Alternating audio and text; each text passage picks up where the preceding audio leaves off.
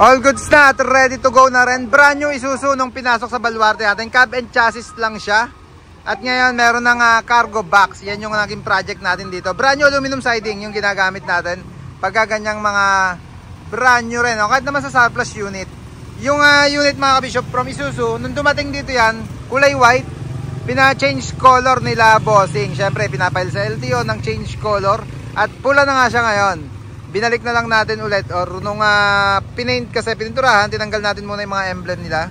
Ngayon, binalik na natin para kumumpleto dun sa itsura o sa forma nung unit. Yan, naka 2-liner side grill na 2x3 yung lapad niya. Yung plate or yung frame, yan, frame ng clearance light. Nagpalagay na rin sila para merong housing. Yung Chili Duo natin na amber color na merong white sa ilalim. Yan, yung backhorn nga Jay, testingin niya natin. Denso 2 tones, yung pinakabit nila bossing. Hindi, pakitap na lang ito, backlight. Yung reverse light, itatap na lang para ready na rin, itatrack wash na rin. Yan yung pangalawang tones niya, yung pang reverse. Mga marking niyan, keep distance, not for hire, plate number, at yung gross weight or capacity, yari na lahat sa Baluarte natin. Shoutout sa'yo, paring Romeo Peregrino. Air horn, Jay. Sound check. Yan, sa original na Jet Inoue compressor yung ginamit natin. Dual trumpet na Jet Inoue din siya. Yung stock nga ulit, testingin mo. Yan, may selector mga kabisyo para pag gusto nila yung stock lang muna gamitin.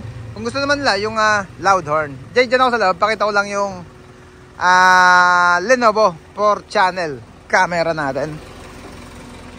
Yan yung Lenovo mga kabisyo, 4 channel camera. Syempre ganun pa rin setup. Pag sumignal kanan, magpo full view lang siya. O sa kaliwa pala, kaliwa muna tayo, sorry. Kaliwa, kanan. At syempre atras at front nya meron. Pakita ko sa inyo. Yan yung front cam. Yung back camera nya andyan sa ayan, napakita ko. Ayan yung back, left, right. At pwede mo nga siyang i-stay kung saan mo lang siya gustong nabibigyo lagi. Pero pwedeng syempre yung 4 channel. Yan. Pwede nyo lagyan ng SD card para time to time recorded ang biyahe. 99 kilometers lang. Syempre brand new unit. Kami na rin ang pinag-pull out nito sa kasa, sa Isuzu. At mamaya after track wash mga kabisyo, kami na rin ang magdi-deliver sa General Trias, Cavite. Shoutout sa bossing, doon sa owner na to. Thank you for trusting Team Kabisyo. Kasi nga nabanggit ko kanina, kami na ang pinag-pull out, kami na rin ang pagdideliveran sa kanilang garahe. Kaya tap na ni Andy yung LED light natin na backlight. Yan, LED backlight. Yung apat na Chili Duo meron tayo dito na meron ding white sa ilalim yan para dun sa plaka.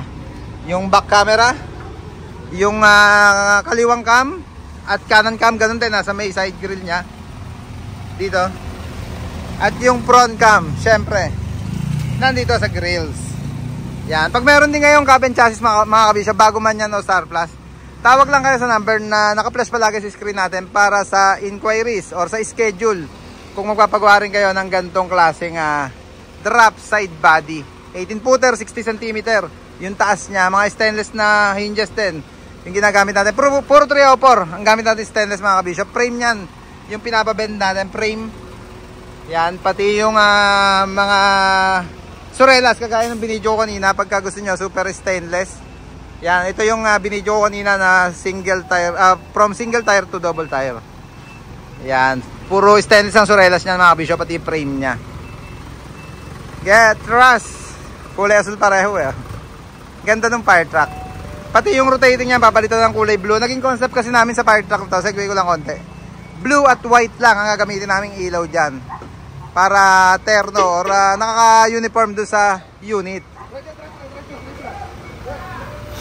Diretso muna. Yan, balik na tayo sa brand new unit. Di-deliver na nga ito, track wash lang. Dadali na sa 13 Martires, Cavite. Yan